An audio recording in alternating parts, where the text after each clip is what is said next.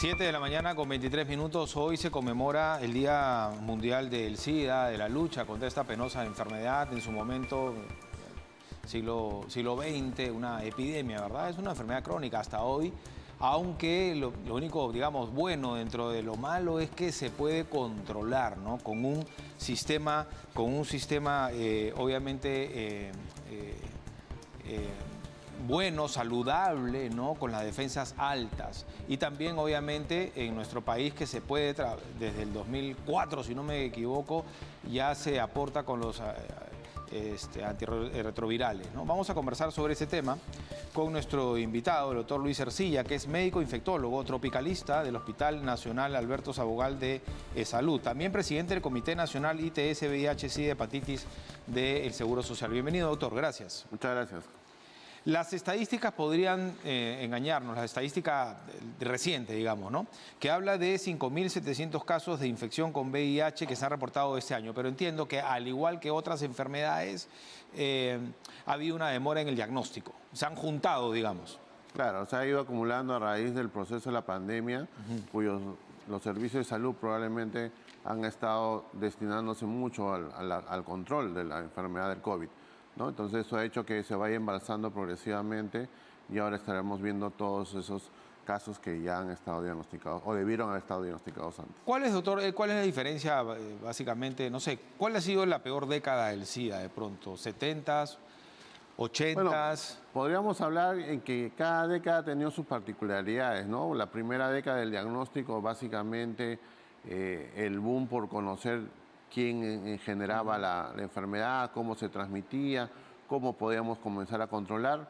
La segunda década es básicamente el inicio de todo lo que es el tratamiento y la búsqueda activa. Siempre el desconocimiento, ¿verdad? Es lo que termina masificando estos contagios. Claro, lamentablemente pues es una enfermedad que no se manifiesta rápidamente y con ello lleva a la posibilidad de contagios que uno no percibe en su momento porque no tiene alguna condición.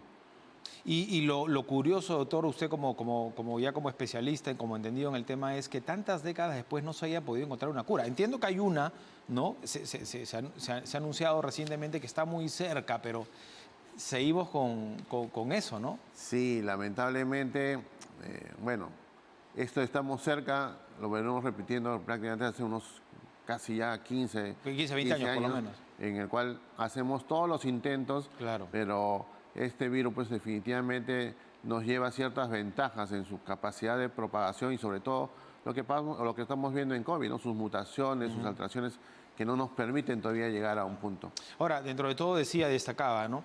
Ya hoy, a diferencia de hace 15, 20 años que hablamos de esta cura, o depende un poco antes, un sistema inmunitario saludable y los antirretrovirales podrían permitir al ser humano vivir mejor, o sea, controlar. Hoy podemos controlar. Definitivamente, o sea, lo que ha hecho la terapia antirretroviral es darle calidad de vida a la persona, mantener un estatus de inmunidad lo más aparente a la normalidad, que genera el desarrollo de sus actividades por espacios de tiempo cada vez mucho más prolongados. Entonces, en realidad una persona que es diagnosticada con VIH, en general, salvo la diabetes, el resto de enfermedades crónicas es superada por su tiempo de sobrevida, ¿no? Cuando hablamos de sistema inmunitario saludable, ¿a qué nos referimos? Porque no es lo mismo, ¿no? Una persona que tiene el VIH y una persona que no. O sea, básicamente, ¿cómo podría...? Usted hablaba de una enfermedad que ya colisiona con esta, ¿no? Claro, en general cuando uno habla de esto es básicamente hablar de un estilo de vida saludable, ¿no?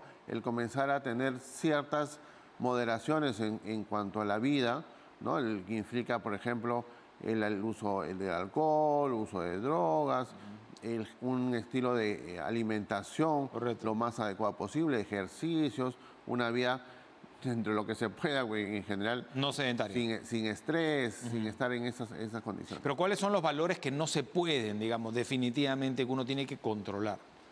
Primero lo que tenemos que tener es siempre la conciencia cada uno de las personas que tienen o que van a promover el hecho de prevenir, es de que esta enfermedad, si no la tenemos interiorizada dentro de nosotros, de querer ya cortar la transmisión, es usar medios de contención, medios de barrera, para poder evitar la transmisión y contener esta epidemia, ¿no? Esa es básicamente una de las principales acciones que hay que hacer. Recuérdenos para contextualizar, aunque ya muchos lo conocen, ¿no? La diferencia entre el SIDA y tener el VIH, ¿no? O sea, ser el portador, ¿no? Claro, no, en general la enfermedad es la infección por VIH, ¿no? Que es lo que hace todo el virus.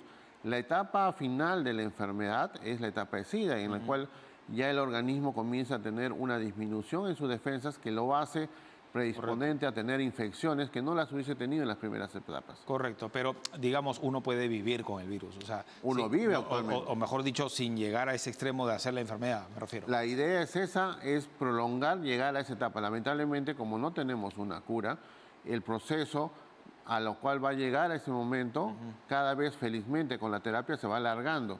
Definitivamente una persona al día de hoy va a llegar a la etapa SIDA, pero la idea es que no llegue en un tiempo corto, sino que lo permita lo más largo posible y generar sus actividades dentro de lo normal. ¿Pero a qué depende de que se active, entre comillas, o no? Eso, a ver, es un proceso que depende primero del virus, ¿no? Que esté controlado. ¿Y cómo se controla el virus? Que las personas vayan tomando su tratamiento en forma disciplinada y diaria. Esta es una enfermedad crónica.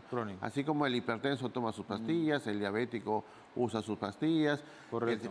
Todos generan una... Que no busque que se agrave. Exactamente. Ok, pero ¿es una moneda al aire? ¿Puede ocurrir que hay personas que tienen el VIH pero que no se cuidan y nunca llegan al extremo de la... Son cosas... Puede pasar. Muy excepcionales, Muy excepcionales. Están reportadas, pero no es el común denominador de todos. Ahora, ocurre también que personas con VIH pueden, además que obviamente de acuerdo con su pareja, pueden seguir teniendo relaciones sexuales. Incluso mujeres pueden, con tratamiento, entiendo, ser madres también. Claro, definitivamente. O sea, el hecho de tener la infección no limita algunas actividades cotidianas o acciones. El asunto, como vuelvo a repetir, es el cuidado que debemos tener todos en tener estas relaciones. Y una mujer tranquilamente puede generar una concepción responsable en todo su contexto. Casi el 100%, 99.49% se siguen contagiando por el no uso del preservativo, ¿no? Definitivamente sí. Lamentablemente. Y esto es impresionante que muchas décadas han pasado y que no... ¿Qué cosa es esto? ¿Una costumbre? ¿Qué es una negligencia? ¿Cómo catalogarlo? Yo creo que es una suma de varios factores, pero uno de los grandes componentes para mí es la educación, ¿no?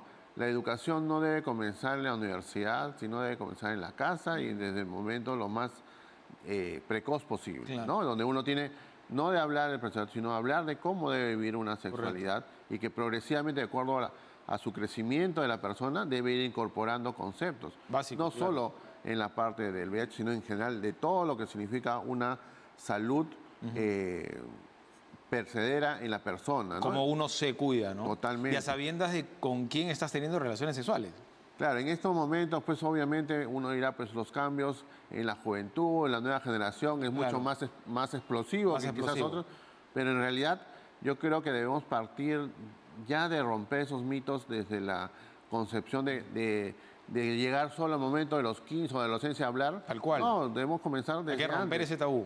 Definitivamente. La educación sexual desde pequeños ya. Y en todos los niveles, ¿no? O sea, no hablar pues en una forma para adultos, sino en una concepción de la etapa. Con otro lenguaje.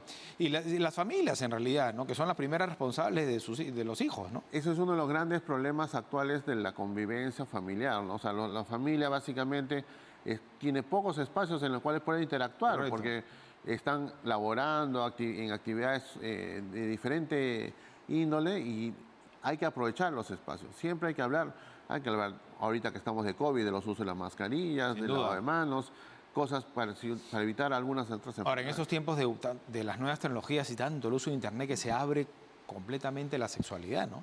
Claro, el problema pues que, como usted lo dice, se abre. Y se abre de tal magnitud que no hay un control. Se desborda. Claro, y al final nadie puede corroborar que lo que se menciona, lo que se dice es cierto, ¿no? Y comenzamos a tener grandes dilemas o grandes creencias falsas que nos hacen generar actitudes inadecuadas y por ende caemos en situaciones de riesgo. Ahora, ya ni siquiera se pone en tela de juicio la precocidad, ¿no? Sino que uno no se cuide.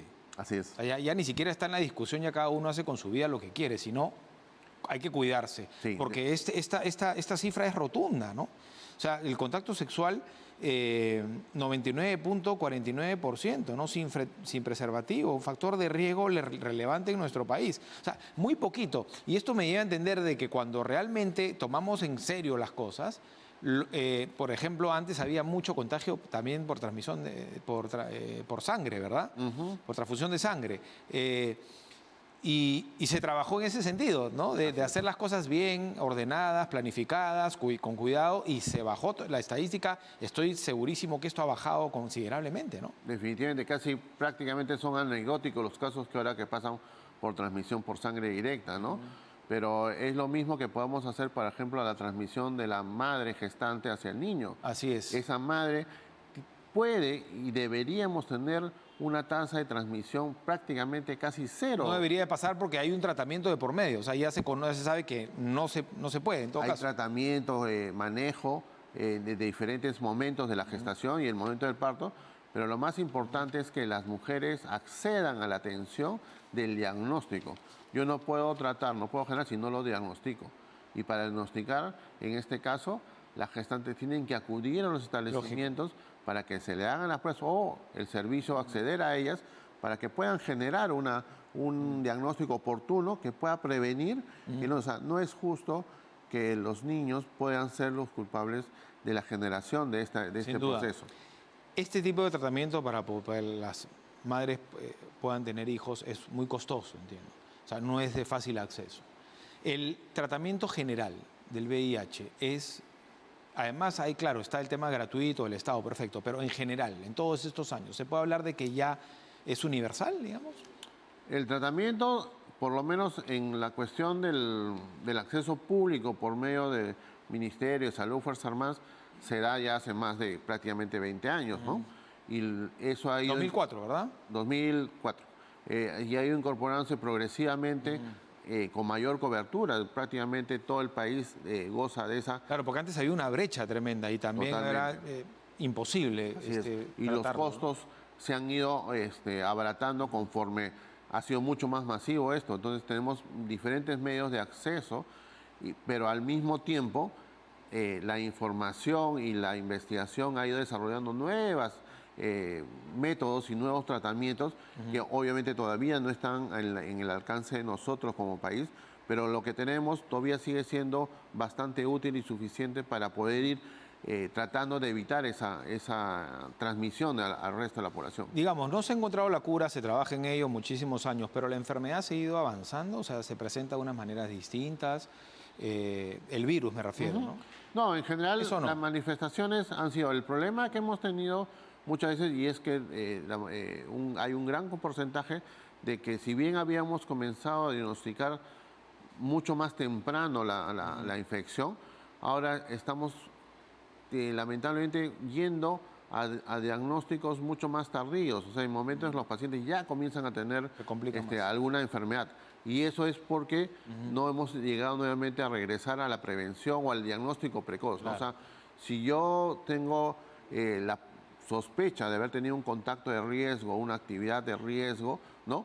Entonces debería acudir para hacerme el chequeo, hacerme el despistaje, para poder estar tranquilo. Y como en todo, no se hace por miedo, ¿no? Uno de los grandes factores. No tiene mucho sentido, ¿verdad? Y ese miedo deberíamos tratar de solucionarlo mencionando la capacidad del tratamiento que a uno lo va a hacer mantener su estado de vida. Claro, correcto. Doctor, una reflexión final. ¿Siguen habiendo prejuicios? Sí, hemos avanzado mucho, pero todavía siguen habiendo perjuicios.